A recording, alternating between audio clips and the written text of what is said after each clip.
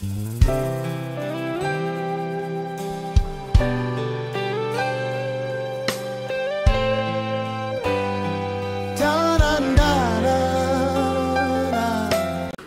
à l'essentiel quand vous demandez quelque chose. Tu veux une voiture?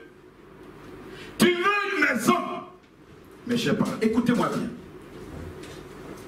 Quand tu veux une maison, il faut éviter des prières intermédiaires. Ces prières peuvent te retarder. Tu veux une maison? Il ne faut pas demander à Dieu de te donner l'argent pour acheter la maison. Non. Tu te retardes toi-même. Tu veux une maison? Dis à Dieu, j'ai besoin que tu me donnes une maison. Amen. Est-ce que c'est toutes les maisons qu'on a besoin d'argent pour acheter? Quelqu'un ne peut pas te faire don. Vous ne savez pas déjà à qui on a donné une maison cadeau. Mais pourquoi vous aimez les choses intermédiaires? C'est ça qui te retarde. Parce que le temps que tu vas prendre pour demander, Seigneur, donne-moi l'argent, Seigneur, donne-moi l'argent, Seigneur, donne-moi l'argent. D'abord, il faut savoir demander. Vous retardez vos prières. Inutilement. Amen. Amen. Il y a des choses que vous demandez, vous ne pouvez pas obtenir. Vous demandez certaines choses périssables. Je vais vous dire. Tu vas voir quelqu'un. Tu arrives chez la personne a une boîte de lait. Bonnet rouge. Il ne fait pas plus jeter. La boîte est ouverte. On a pris un peu. Tu dis, je veux ce lait. Cette boîte de lait qui contient du lait. Pourtant, chez toi, il n'y a pas frigo pour conserver. Amen. Amen. Le problème avec nous et Dieu, c'est ceci. Par moment, nous avons un problème de conservation des choses que Dieu peut nous donner. Tu n'as pas une vie de prière. Tu demandes des choses à Dieu. Dieu n'est pas un Dieu de gaspillage. Si Dieu sait que s'il te donne cette chose-là, c'est du gaspillage, le diable va venir au déchet là. Il ne va pas te donner. Amen. Amen. C'est pourquoi il a dit, cherchez premièrement le royaume des cieux et sa justice. Et tout vous sera donné. Vous avez un lieu de conservation. Dieu sait que si vous êtes né de nouveau, vous avez une vie de prière, vous pouvez dire, arrière de moi, Satan. Tout ce qu'il peut vous donner peut durer. Et regardez la prière de Jésus. Quand les disciples ont demandé à Jésus, apprends-moi à prier. Vous connaissez. Notre Père, qui est aux cieux, que ton nom soit sanctifié. Amen. Amen. Est-ce que quelqu'un connaît même? Dans la prière, il est écrit, donne-nous notre pain quotidien. Amen. Donne-nous notre pain de ce jour. C'est ce que Jésus a dit. Mais pourquoi il dit cela? Il ne dit pas, donne-nous notre pain pour un mois, pour 2 mois, pour 3 mois. Donne-nous la nourriture pour une année.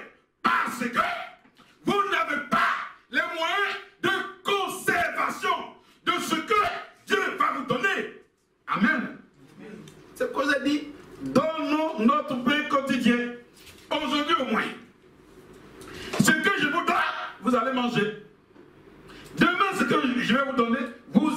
manger. Dieu n'est pas dans le gaspillage. Amen. Amen. Quand on vous donne quelque chose, Dieu veut que ce qu'il nous donne là, nous puissions conserver ça. Nous puissions mettre en lieu sûr. C'est ça le salut. Le salut, c'est quoi? Le salut, c'est sauver et mettre en lieu sûr. Ah, le royaume. Si Satan veut la partie là-bas. Quand on est sauvé, Jésus nous sauve, il nous récupère et il nous met dans un lieu sûr. Amen. Amen. Nous devons savoir demander. Dieu est le médecin par excellence. Regardez, quand vous allez à l'hôpital, voir un bon médecin, quand vous avez par exemple le palu, ce médecin va vous prescrire des médicaments pour te guérir. Mais le bon médecin, il va encore te conseiller pour que ce palu-là, tu puisses plus tomber dedans. Amen. Amen. Il te donnera des conseils. Il va t'interroger. Est-ce que tu dois sous-moustiquer un prédier? Amen. Il ne s'agit pas d'obtenir la guérison. Il s'agit d'être guéri et d'être préservé, d'être gardé, d'être protégé. C'est comme ça qu'il fonctionne. Alléluia. Amen. Nous devons comprendre ces choses-là. Chez nous, par moment, on se pose trop de questions. Ah, mais Dieu, donne-moi ceci, donne-moi cela. Mais attention, Matthieu 6, verset, qu'est-ce que Dieu a répondu? Quand vous vous fatiguez pour demander, par moi, il vous dit, mais attention, mes enfants, regardez les oiseaux du ciel. Voilà, Matthieu 6, à partir du verset 25. Dieu même dit quoi? C'est pourquoi je vous dis, ne vous inquiétez pas pour votre vie de ce que vous mangerez, ni de votre corps, de quoi vous serez vêtus. La vie n'est-elle pas plus que la nourriture et le corps plus que le vêtement? Regardez les oiseaux du ciel. Ils ne sèment ni ne moissonnent. Et ils n'amassent rien dans des greniers. Et votre Père Céleste les nourrit. Votre Père Céleste les nourrit. Ne valez-vous pas beaucoup plus que... Amen. Amen. Ne valez-vous pas beaucoup plus que ces oiseaux?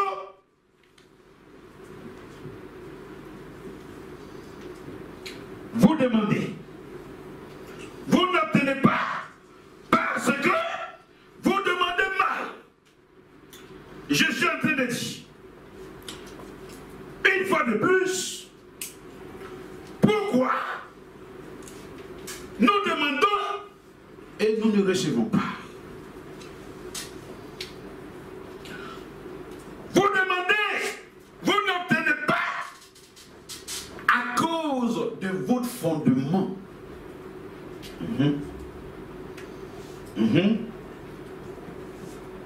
À cause de votre fondement. Le fondement, la base n'est pas solide. Le fondement de ta vie n'est pas solide. C'est comme une maison que Dieu veut élever. Tu viens habiter une maison, tu ne sais pas qui a construit. La fondation. Mais attention, si tu élèves un bâtiment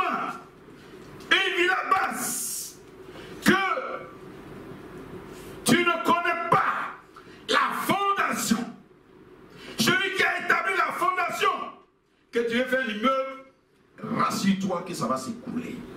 Amen. Amen. Dieu veut te bénir. Dieu veut te lever comme une tour. Mais le problème ici, c'est ta fondation. Et regarde bien qu'est-ce qu'il y a dans ta fondation. Les histoires de ton père t'entourent, nuit et jour. C'est ton Dieu qui te dévore. Il va te donner quoi? Il sait que quand il va te donner, cette idole-là va venir manger ce qu'il va te donner. Ta fondation n'est pas solide. Les idoles de ton père, de ta mère, travaillent contre toi. Encore plus. Tu demandes et tu n'obtiens pas à cause de ton nom. Attention, il y a des gens qui ont des noms de fétiches. Mes chers amis, Dieu ne peut pas vous bénir. Dieu ne partage pas sa gloire. Le nom que tu portes donne gloire aux fétiches de ton père, de ta mère. Dieu ne peut pas te bénir. Tu vas prier, demander 1000 fois, tu n'obtiendras rien. Dieu n'est pas un Dieu qui partage sa gloire. Il nous a fait savoir, en changeant le nom de certaines personnes de la Bible, Abraham, Sarai et toutes ces personnes-là, Dieu, avant de les bénir, a changé leur nom. Je suis en train de te dire, tu demandes, tu n'obtiens pas. Voici certaines raisons pour lesquelles, quand tu demandes, il t'est assez difficile d'obtenir ce que tu demandes. Amen. Amen. Difficile d'obtenir ce que tu demandes. Très difficile. Tu demandes, tu n'obtiens pas à cause de ta nature. Tu es très méchant. Très très méchant. Tu viens à l'église, mais ton cœur ne change pas. Et tu demandes à Dieu. Je vais te lire 2 versets concernant les méchants. Si tu es méchant, la méchanceté est diabolique. La méchanceté ne diffère à rien des sorciers. Parce que Satan même est appelé esprit méchant. La sorcellerie, c'est l'esprit méchant. Si tu es méchant, c'est pas la peine de demander. Tu vas rien avoir. Rien. Tu as une nature de méchanceté. Monsieur méchant, il faut changer un peu. Il faut changer. Proverbe 3, verset 33. Nous dit, la malédiction de l'Éternel est dans la maison du méchant. Amen. La malédiction de l'Éternel est dans la maison du méchant. Mais il bénit la demeure des justes. Amen. Amen.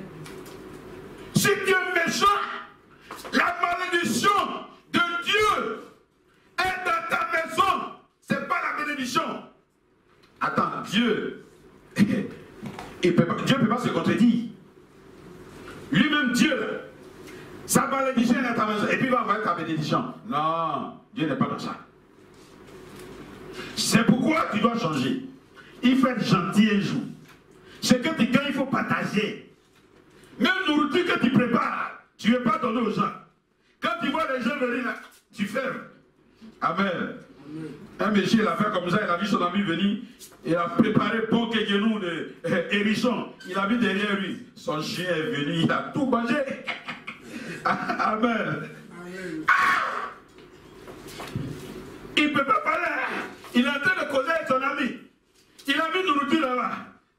suis en train de se regarder bien. Mais le chien aussi, il a pris son coup.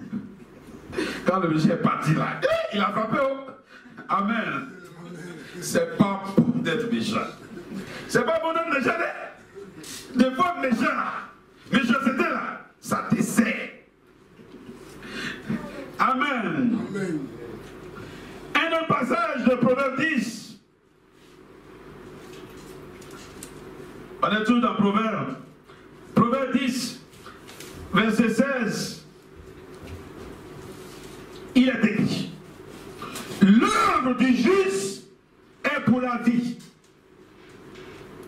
Le gain du méchant est pour le péché.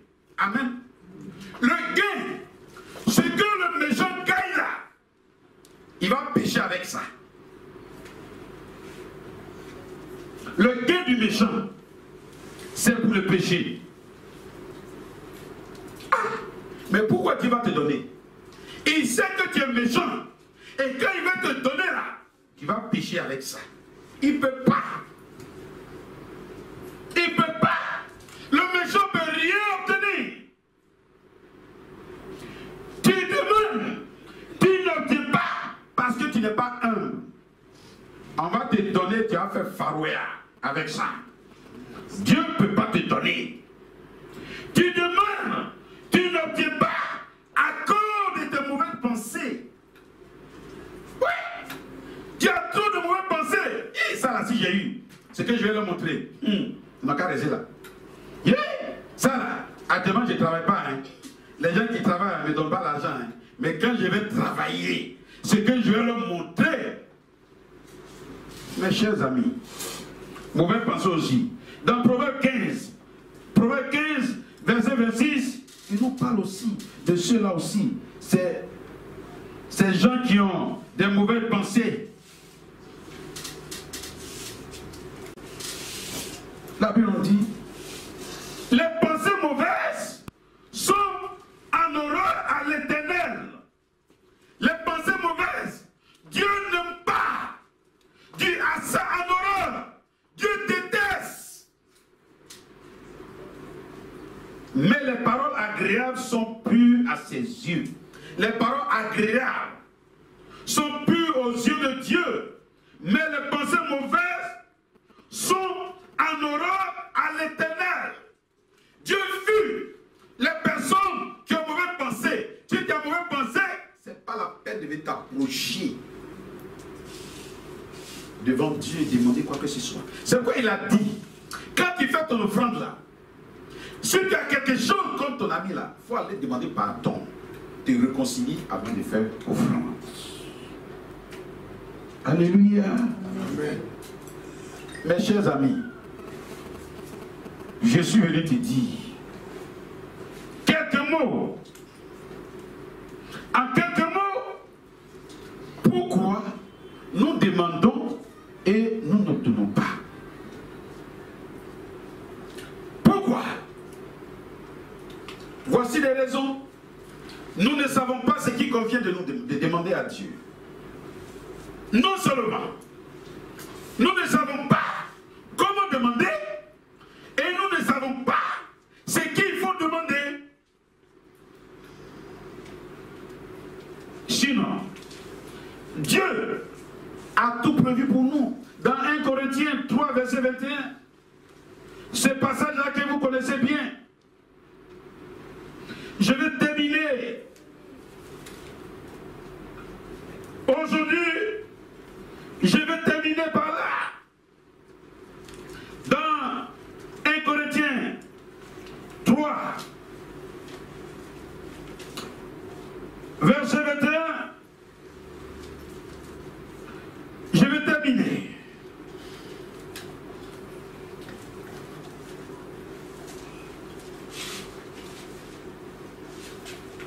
La Bible dit que personne donc ne mette sa gloire dans des hommes, car tout est à vous. Tout est à vous. 1 Corinthiens 3, verset 21. La Bible dit que personne ne mette sa gloire dans des hommes. Tout est à vous.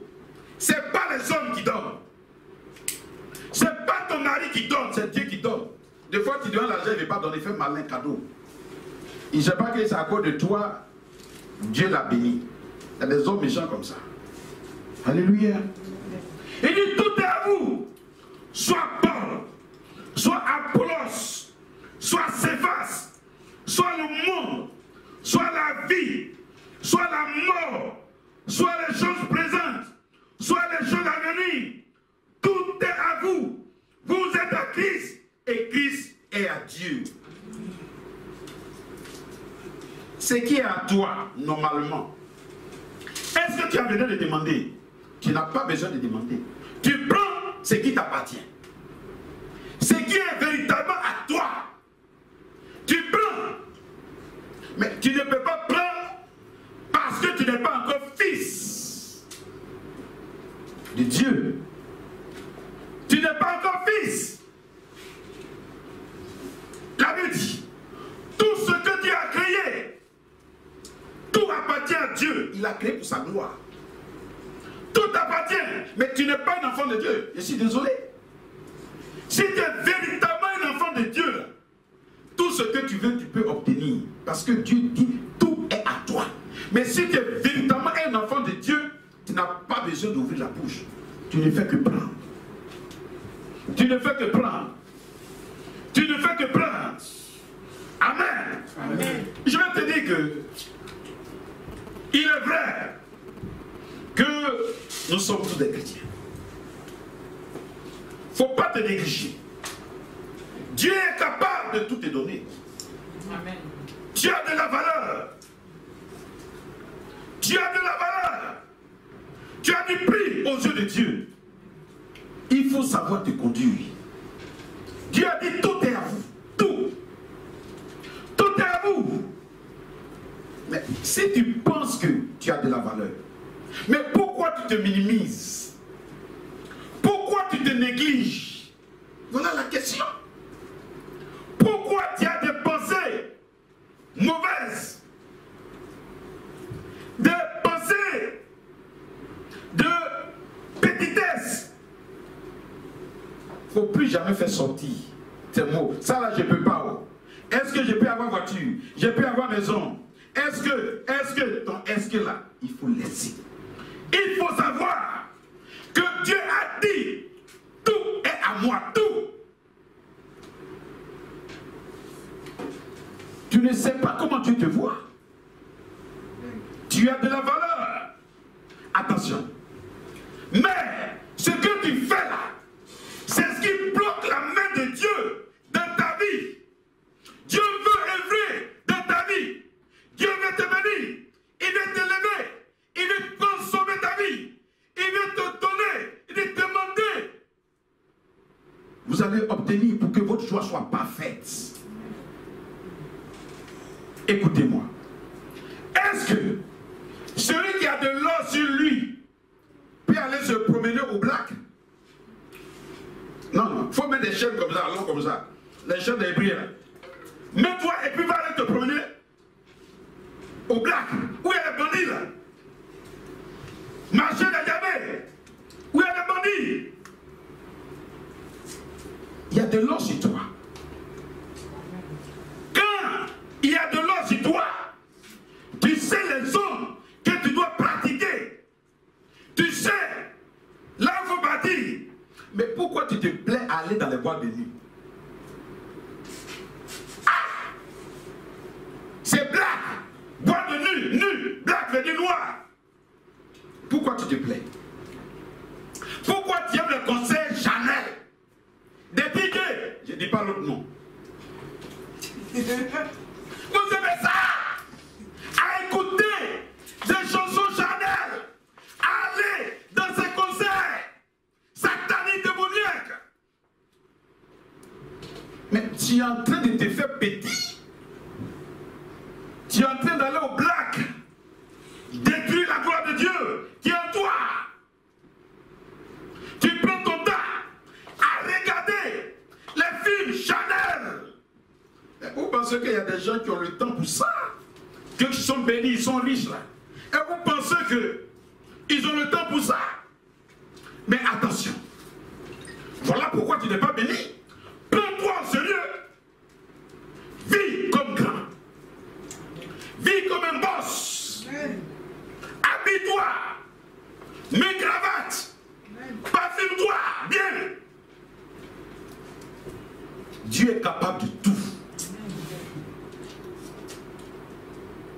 Mais on dit l'habit ne fait pas le moine.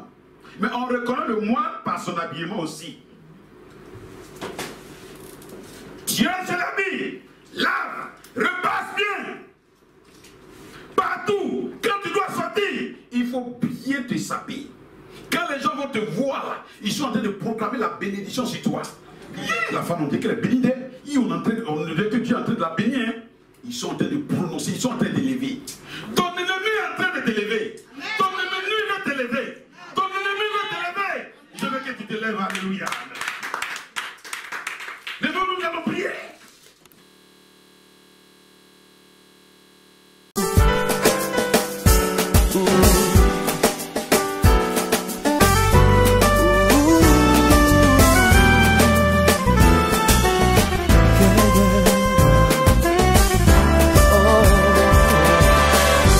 Je parlerai de ta bonté, ta fidélité. Je dirai tout haut, tout haut, tout haut, ce que tu as fait pour moi. Je proclamerai la gloire de ton nom. Je parlerai de ta bonté, ta fidélité. Je dirai tout haut, tout haut, oh, ce que tu as fait pour moi. Je proclamerai la gloire de ton nom. Je parlerai de ta bonté, ta fidélité. Je dirai tout haut, tout haut, tout haut, ce que tu as fait pour moi. Je proclamerai la gloire de ton nom. Je parlerai de ta bonté, de ta fidélité. Je dirai tout haut, tout haut, tout haut, ce que tu as fait pour moi. Je proclamerai la gloire de ton nom.